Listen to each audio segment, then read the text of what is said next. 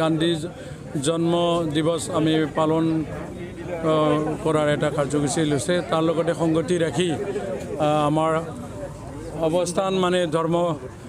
গত মানে অনুষ্ঠান আছে এই কাৰ্যসূচীটো আমি আজি এই মাত্ৰ আমি কৰি উঠিলোঁ হিচাপে এতিয়া বৰ্তমান চলি আছে আমাৰ অৱস্থান ধৰ্মগত যেহেতু আজি এই পবিত্ৰ দিনতে ভাৰতৰ এজন সুসত্য সন্তান হিচাপে জন্ম পাইছিলে মহাত্মা গান্ধীয়ে তেখেতৰ যিখিনি মহান নীতি নিয়মেৰে যিটো আমাৰ ভাৰতখন আমি পাবলৈ সক্ষম হৈছোঁ স্বাধীন পাইছোঁ 1947 চনত হিচাপে তেখেতৰ যিহেতু আমি বাপুজী বুলি মানো আৰু হিচাপে আজি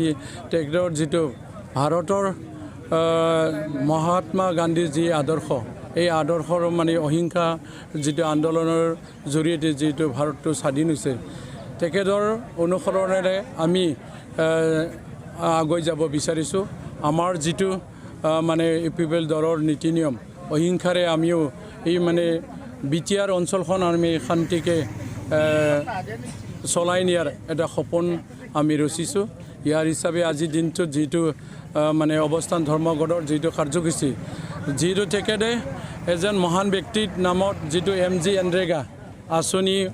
মানে যিটো কৰিছে ভাৰতৰ মানে যি তেখেতৰ নামাকৰণে MG এনৰেগা আঁচনি যিটো মানে ভাৰত চৰকাৰে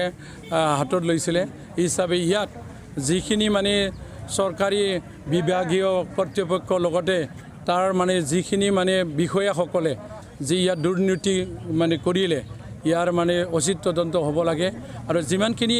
আমি গম পালোঁ 1500 কোটিতকৈ অধিক সংখ্যক মানে কিবা হৈছে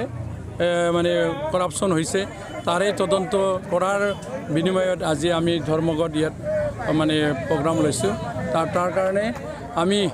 আহ্বান জনাইছোঁ সকলো মানে জাতীয় জনগোষ্ঠীসকলৰ একতাৰে এই যে মানে যিটো দুৰ্নীতি BTC অঞ্চলত যিখিনি মানে MG এনৰেগাৰ নামত মহান ব্যক্তিৰ নামত যি মানে দুৰ্নীতি কৰিলে এইটোত উচিত তদন্ত কৰি মানে কৰাপশ্যনকাৰী ব্যক্তিসকলক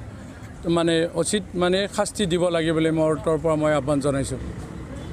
আজি গান্ধী জয়ন্তী উপলক্ষে সকলোলৈ শুভেচ্ছা জ্ঞাপন কৰিছোঁ লগতে আমাৰ গৰিছৰ ইউপিপল দলৰ ব্লক সমিতিৰ তৰফৰ পৰা আমি ইয়াত সকলোৱে একত্ৰিত হৈ আজি আমি ধৰ্মঘট অনুষ্ঠান আৰম্ভ কৰিবলৈ গৈ আছোঁ কাৰণ আমাৰ যিটো BTC অঞ্চলত মহাত্মা গান্ধীৰ মানে ৰাষ্ট্ৰীয় গ্ৰামীণ মানে ৰোজগাৰৰ অধিনিয়ম অনুসৰি 2005 চনত যি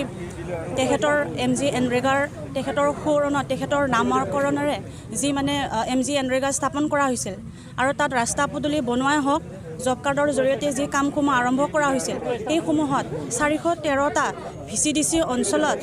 এতিয়ালৈকে 650 কোটি টকা লুণ্ঠন ৰাজ হৈছে আৰু 650 কোটি টকা তেখেতসকলে মানে BTC অঞ্চলৰ ৰাইজৰ কাৰণে জনসাধাৰণৰ যাতে সুবিধাৰ মৰ্মে সেই মানে টকাসমূহ দিয়া হৈছিলে কিন্তু আজিৰ তাৰিখত ৰাইজে জব কাৰ্ডৰ নামত যিখিনি টকা পাব লাগিছিল সেইখিনি পোৱা নাই বছৰি যি 20,000 টকা পাব লাগিছিল সেইখিনিও পোৱা নাই তাৰ কাৰণে যাতে মহাত্মা গান্ধীৰ যি আমি জাতিৰ পিতা বুলি তেখেতক আমি সন্মান কৰোঁ আজিৰ তাৰিখত BTC অঞ্চলত যিসকল ৰাজনৈতিকভাৱে জয়ী হৈ গ'ল তেখেতসকলে আমাৰ BTC অঞ্চলত বসবাস কৰা ৰাইজৰ কাৰণে এই টকাসমূহ লুণ্ঠন কৰাৰ কাৰণে আমি আজি বাধ্য হৈছোঁ প্ৰটেষ্ট কৰিবলৈ কাৰণ তেখেতক আমি মহাত্মা গান্ধী ডাঙৰীয়াক তেখেতক আমি অপমান কৰা হৈছে প্ৰথম কথা দ্বিতীয়তে ক'ব বিচাৰিছোঁ আজি এই ধৰ্মঘট অনুষ্ঠানৰ জৰিয়তে আমি ইয়াকে সকীয়াই দিব বিচাৰিছোঁ আমাৰ BTC অঞ্চলত বসবাস কৰা যিসকল দুখীয়া দৰিদ্ৰ আছে তেখেতসকলৰ যাতে জব কাৰ্ডৰ পইচাসমূহ যাতে সোনকালে পায় আৰু যিসকল ব্যক্তিয়ে এই জব কাৰ্ডৰ নামত কেলেংকাৰী কৰিছিল তাৰ লগতে যিসকলৰ জব কাৰ্ডৰ পাছবুকে হওক একাউণ্টৰ হওক জব কাৰ্ডসমূহ লৈ থৈ দিছে তেখেতসকলৰ জব কাৰ্ডসমূহ যাতে সোনকালে ঘূৰাই দিয়ে আৰু ৰাইজে যাতে সতৰ্ক হৈ তেওঁলোকৰ পৰা যাতে যিসকলক জব কাৰ্ডটো দিছিল তাৰ পৰা যাতে ল'ব পাৰে তাৰ কাৰণে সকলো ৰাইজক আমি অৱগত কৰোৱাৰ লগতে আজিৰ এই জাতিৰ পিতা মহাত্মা গান্ধীক তেখেতৰ গান্ধী জয়ন্তী উপলক্ষে আমি তেখেতক শ্ৰদ্ধা জ্ঞাপন কৰাৰ লগতে আজি সকলো ৰাইজক আৰু BTC অঞ্চলত বসবাস কৰা সকলো ৰাইজলৈ আজি গান্ধী জয়ন্তী উপলক্ষে স্বাগতম মানে শ্ৰদ্ধা জ্ঞাপন কৰাৰ লগতে আৰু তেখেতক আমাৰ যি আগন্তুক নিৰ্বাচন আহি আছে UPPL দলৰ তৰফৰ পৰা যাতে সম্পূৰ্ণভাৱে এই যিটো BTC অঞ্চলত দুৰ্নীতি হৈ আছিল সেইবোৰ আজিৰ দিনটোৰ পৰাই যাতে সকলো ৰাইজে সজাগ হৈ আমাৰ যি UPPL দলৰ নীতি আদৰ্শক লৈ পেলাই আমি আজি জাতিৰ পিতা মহাত্মা গান্ধীক আমি সন্মান কৰাৰ অৰ্থে আমি সকলোৱে একত্ৰিত হৈ ওলাই আহিছোঁ আৰু পিছতো যাতে এনেকুৱা ধৰণৰ কোনো দুৰ্নীতি নহয় তাৰ কাৰণে আমি সজাগ হৈ ওলাই আহিছোঁ।